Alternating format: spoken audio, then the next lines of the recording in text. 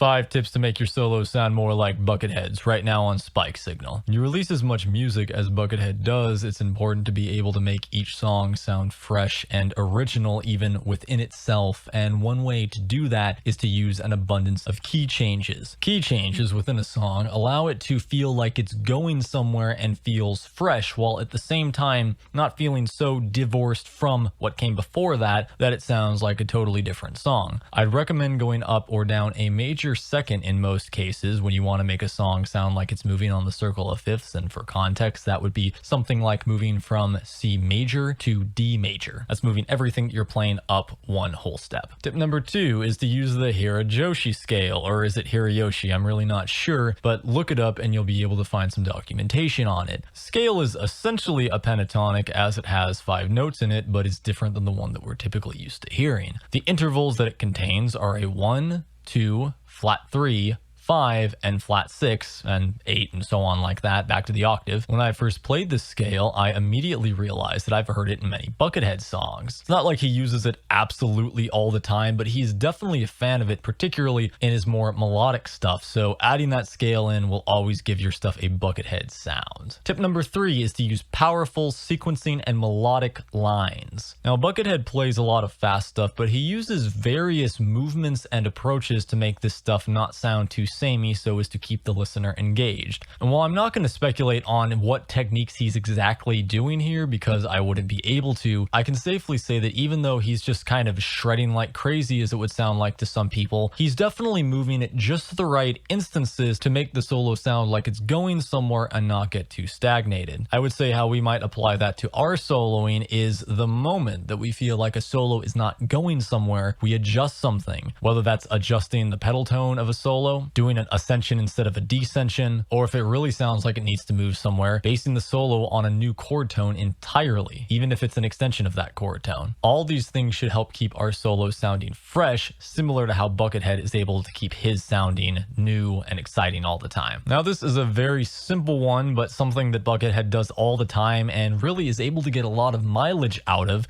without ever sounding boring, and that is simply bending back to the root from the 7th. Tip number 4. When you're playing a minor scale, instead of going back to the root for a particular passage after a shred line when you kind of need to take a break, instead hit that flat 7 and bend up to the 1. You can even do it several times to taste, because there's definitely been many times that I've heard Buckethead just kind of wail on that flat 7 going up to the 1 after a fast lead lick to kind of give himself and the listener a little bit of a break before going into a next part. The nice thing is that it's super simple, and even if you're not playing an insane solo like Buckethead does, you can still apply it to make it sound interesting and like you're getting pulled to a new place when the solo changes. And for tip number 5, and one of the maybe more complicated suggestions, is to use a lot of interesting scales when you're soloing. Now, we talked about the Hirajoshi scale, but that is only one in Buckethead's arsenal. Outside of all of the major and minor modes, I feel like I hear him using bimodality quite regularly. That's doing something like playing C minor, then moving to C Dorian, borrowing notes from the blues scale and the harmonic and melodic minor scales, and intertwining them all in a way that kind of makes it sound like a totally unique scale. Now, being able to swap back and forth between scales like this on the fly is very difficult, but